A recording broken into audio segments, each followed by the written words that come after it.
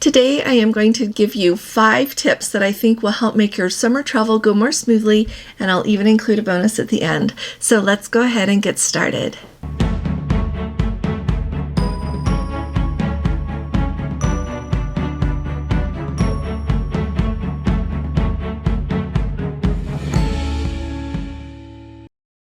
Hi there, this is Allison with Let's Go Travel Tips. If you haven't subscribed to our channel yet, please click on that subscribe button, and if you appreciate my updates, please give this video a thumbs up. We talk about cruising and traveling 6 days a week, and when we go somewhere, we take you with us.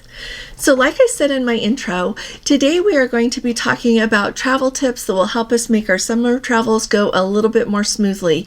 And so as we talk about these things together, I thought it would be kind of fun if you want to drop any tips that you have in the comments as well. This is by no means an all-inclusive list. I'll have some more tips for you again soon, but I just thought we would take the tip off the iceberg today and talk about some things that I think make a really big difference. Number one, I would say pack as light as you possibly can. There is no sense to be taking outfits with you that you're not going to wear. There's no sense to take a bunch of gear with you that you don't really need. You don't need to lug travel books that have the whole book, but you're going to use 5 pages out of it. You really need to be strategic about what you decide to take with you. If you're traveling, you can use a laundromat. You can rinse things out in the sink. If some cruise lines have laundry services on board, most have laundry services. Some have actual washing machines that guests can access. And so make sure that you look up where it is that you're going to visit, track down a laundromat if that would help out, but it makes a really big difference. I'm going to also make a suggestion if you are going to go to Europe, and this really depends, I'm going to be honest, on your mode of travel, how long you're going to be staying, what exactly you're going to be doing while you're there, but you might want to consider mastering traveling with a carry-on. I have done a carry-on in Europe before for 3 weeks, and I just take my backpack and a rolling carry-on, and it actually really does work. So think about that, because you don't have to worry if your checked bag is going to make it or not. You can have everything that you need to have in your suitcase, and I have been looking at different things, so I'll do a follow-up video with some things that I have found that make a really big difference and make me feel not like I'm camping when I just go with a carry-on, because it does limit how much you can take with you. But I've got great tips on that as well for another video, but I really want you to think about that when you travel abroad, and including, even in the country that you live in, whether you live in the United States or Canada, anywhere else in the world. Really think about that carry-on. I'm thinking about it a little bit more in my life because it makes things so much easier, especially if you're going to be going on a train, using a lot of public transportation. Just a carry-on makes all the difference in the world. And then the other thing that kind of goes with that is really go through the days of your trip.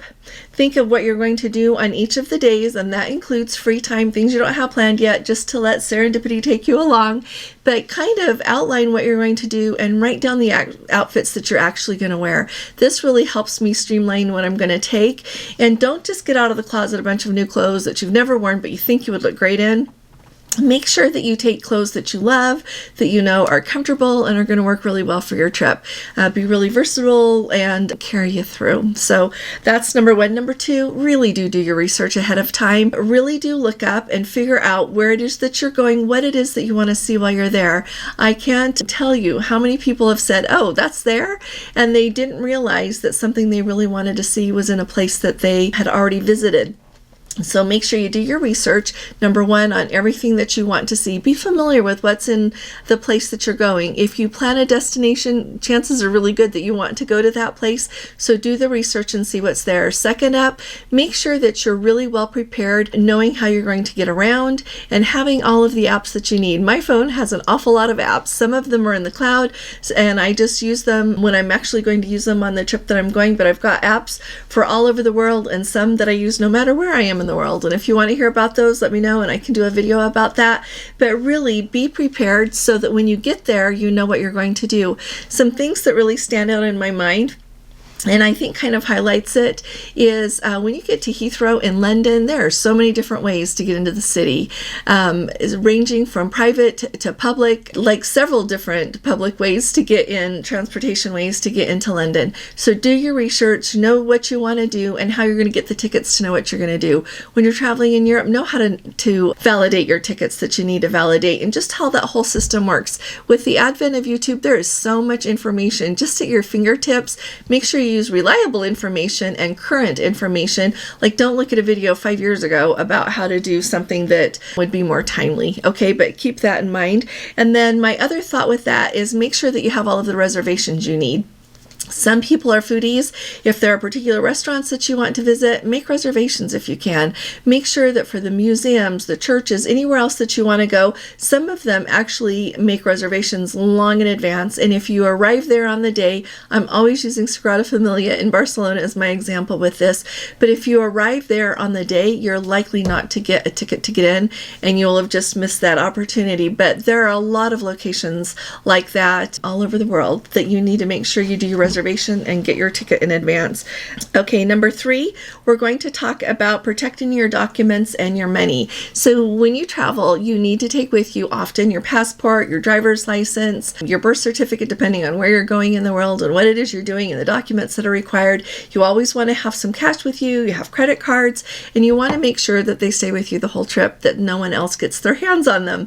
And so make sure that you have a really secure system. I like to have a bag that is a crossbody bag, and I don't just sling it off to the side and leave it there. I keep it in front of me. I always have a firm hand on it, and you know what, when I get on public transportation, I am not embarrassed to hold on to it really tight, so that if somebody grabs a hold on of it from the back or anything, they can't get a hold of it. Often I use a money belt, which goes underneath your clothes. You can slide your passports in there, you can put your credit cards that you're not using, you can put some of your cash there, so that if anything does get taken in your bag, they don't get everything.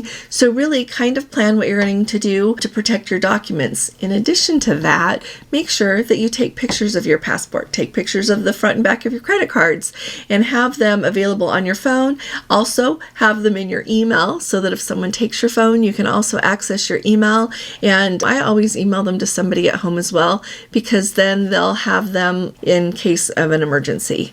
Okay, so make sure that you've got multiple copies of everything, that if you're traveling with other people, they've got a copy of yours as well as you've got a copy of theirs.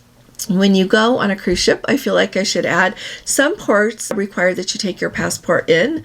Other ports do not require to take your passport in. Depends on where you read and who you ask, if you can get by with a copy of your passport, or if you should have your passport with you. I have the habit of having my passport with me, because if something really unexpected happened and I needed to stay there, I need to have my passport. So navigate that however you will, but make sure that you safeguard your documents and that you safeguard your money, and that you're prepared if something unexpected happens wherever it is that you're going. You don't have to go far to have a vacation. I feel like it is really important just to take the chance to reset and get away for a little while. And so if it's not in your budget, or not in what you can do right now because you're taking care of other people or other things are going on in your life, do your best to just put in a little something that will refresh your heart and your mind, your spirit, and just kind of fill you up and help you be ready to go again. That can be as simple as driving up a canyon. Where we live, we have beautiful canyons here. You can go just have a picnic somewhere. You can just take a little bit of time to sit under a tree, whatever it is that relaxes you and kind of makes you feel better and helps should be ready to go again. And I would like your advice on that as well. Travel tip number 5. This applies whether you're traveling across the world, if you're traveling to the next city, wherever it is that you're going, make sure that you put into your schedule time to just relax, time to soak up the ambiance of wherever it is that you are, whether you sit in a park, whether you want to sit in a church, whether you want to go look at the ocean. No matter what it is, make sure that you set aside some time, and I believe you should every day, unless you're having like a really packed day. Make sure there's extra time the next day, so that you have time to really soak up where you were, so that you don't get home and feel like you saw a lot of things, but you didn't really feel where you were. So have extra time. Look for some activities if you would like to that maybe you wouldn't choose, like maybe taking a walking tour, maybe doing something else that's a little bit different than what you do, but it will put you right in the location, right with local people. I love that part. I love to eat in a restaurant that has more locals than tourists. I really like to go on, like with this last September when I was in Barcelona by myself, I booked a tour to go in the Sagrada Familia. I had never done an organized tour there done by someone that doesn't work there. And so I thoroughly enjoyed it. It was this gal who was so on the ball. She knew everything that there was to know, shared so much information, not just about Sagrada Familia, but about the history of Barcelona, so many of their other locations. And I had a really lovely time just in that time that I associated with her. And it really kind of set a nice tone for the rest of my visit there to Barcelona. And so just kind of put in some of those things along the way, as well as just, like I said, time to sit in the park and just soak everything in, because it will make all the difference in your vacation. Just trust me on it. If you can't see that, just try it, okay? And then let me know. The last thing, and this would be number six, our special tip, or a bonus tip, it says, prepare for delays and downtime. Because when you travel, no matter how hard we all try, there are going to be delays here and there. Maybe it's in the flights, maybe it's with the bus, maybe it's with waiting for the Uber, maybe it's because the train got canceled that you thought you were going to go on. There's all of these different things that can happen, so just be prepared for it. Make sure that you've got some snacks with you, make sure that you've got something to drink. If you've got children with you, make sure that you've got something to keep them busy. Just as adults, make sure that you've got access to something to read, whether a paper book or, reading on one of your devices. Download movies while you're home if you enjoy watching movies or other content, because sometimes Wi-Fi can be wishy-washy. It's not as fast as you need to do that, and sometimes it costs. So just do the things that you need to do to be prepared when there are unexpected delays. And also, when there are unexpected delays, don't just put your face only in the book. Kind of look around and see where you are. But sometimes the most interesting things you'll see, or the most interesting people you will meet, will be on the way to where you thought you were going. So share with me what your tips are. I would love to hear from all of you, and also tell me where you're going this summer. So I'll be talking to all again really soon. You all take really good care. God bless you. Love you. Bye-bye.